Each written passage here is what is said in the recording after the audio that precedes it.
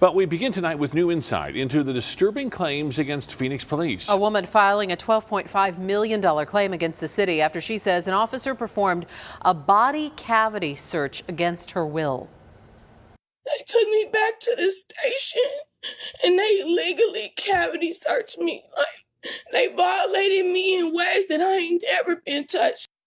Erica Reynolds claims since the search she suffered medical problems. Tonight we're getting the department side of the story through some new police reports. The report says a female officer used physical intrusion to look for drugs on Reynolds last December. The officer was suspended at that time. Now, after that search, a wiretapped phone call between Reynolds and a drug trafficking suspect revealed she admitted to stuffing the drugs, implying that they were in her body and officers didn't find them.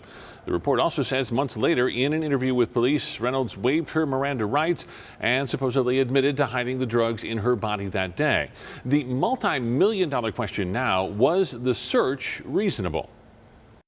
Erica Reynolds will be followed by... When Erica Reynolds told her police story to the Phoenix City Council last week, her words may not have resonated. What they did to me, they don't even care. Reynolds presumably has everybody's attention now. On Monday, her attorneys filed a $12.5 million lawsuit against Phoenix police and the city, accusing 4 officers of violating her Fourth Amendment right against an illegal search, among other charges. Body search is, by definition, very invasive. Now retired, Barnett Lotstein was a special assistant to the Maricopa County attorney for 22 years. So one of the first questions I would ask is, what facts did the police have to determine that they had acted reasonably under the circumstances? According to Reynolds, she was patted down and inspected by a drug-sniffing dog before submitting to the cavity search. She says there was no warrant, no doctor present, which are stipulated by Phoenix police regulations. First of all, you have to understand that police procedure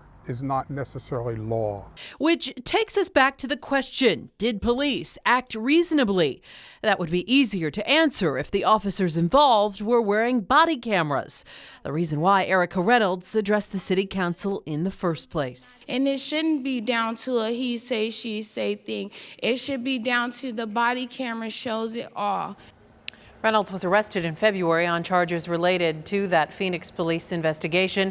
The case is being handled by the state attorney general's office. Today, a spokesperson declined to comment. 7